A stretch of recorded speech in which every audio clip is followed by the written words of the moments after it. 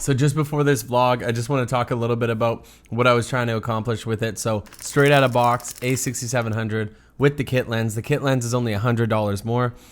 So I thought maybe we'd test that out and see if it's actually worthwhile. 100 bucks is nothing, but if you already have some APS-C lenses or full frame lenses, they're obviously gonna be better. In terms of the settings that I used for this vlog, I went intelligent auto for the whole thing, 24 frames per second, 4K, XAVC-S, standard stabilization, and lastly, I shot at 100 megabits per second in 8-bit 420 color. Okay, to the vlog. Yo, what's going on YouTube? Vistec Canada wouldn't let me return the Sony a6700. They were gonna charge me a 10% restocking fee. So what we're gonna do is we're gonna switch this thing to intelligent auto and we'll do a little vlog test with it, with like the audio, the kit lens, and just see what you can get straight out of box with this camera. No cinema, baby. That's my YouTube channel. That's my new mic. And that's my light, the main rig. Ooh. Looking nice, light is popping, A7 Oh, and how about that rolling shutter? Looks not bad. Little jello. Better than my A7 IV, I think. A little bit of a sound with that kit lens when you zoom. Okay, I'm gonna take you to the gym, but I forgot my gym bag in my truck.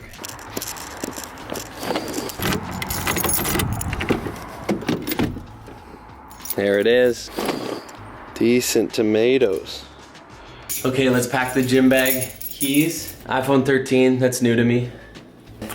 Lip chap, I don't leave the house without it. New water bottle. New hat. Don't want to get it sweaty, so we'll go gym hat. And I do want to add this Peak Design strap so that I don't drop the camera. Perfect. Also, my friend has COVID, so we're gonna stop at his place and drop off a care package. It's my dream. It's your dream to have a camera? Yeah. I want this.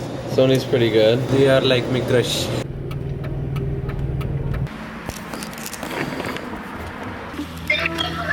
Hey buddy. Your BioSteels are at the door. Where? Like, look. Oh, dope.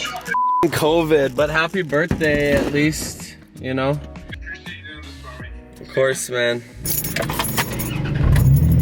I guess we should actually talk camera stuff really quick. So this camera for vlogging is good because it's relatively inexpensive. It has a flip out screen. I'm not sure about the audio, but I'll leave a portion of this with just straight audio like this. And then I'll also do a section where you can just do Adobe Podcast over the audio at the end of the vlog. It's super easy to do and get a little bit more studio quality. And the only thing that I don't absolutely love about this kit lens so far is that 1.5 times crop on a 16 mil, so it's actually closer to 24 mil.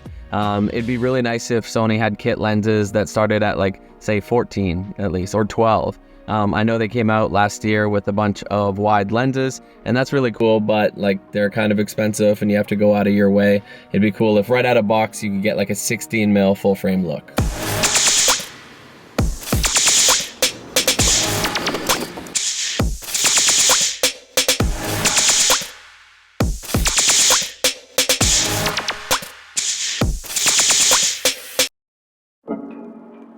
Okay, just finished at the gym. Let's wrap this up at home.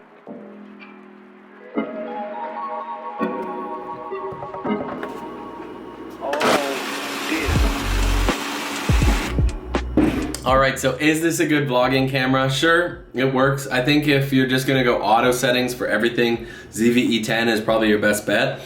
This lens is okay. There's a few things I dislike about it, like that zoom. It just kind of zooms on its own when it gets knocked around sometimes.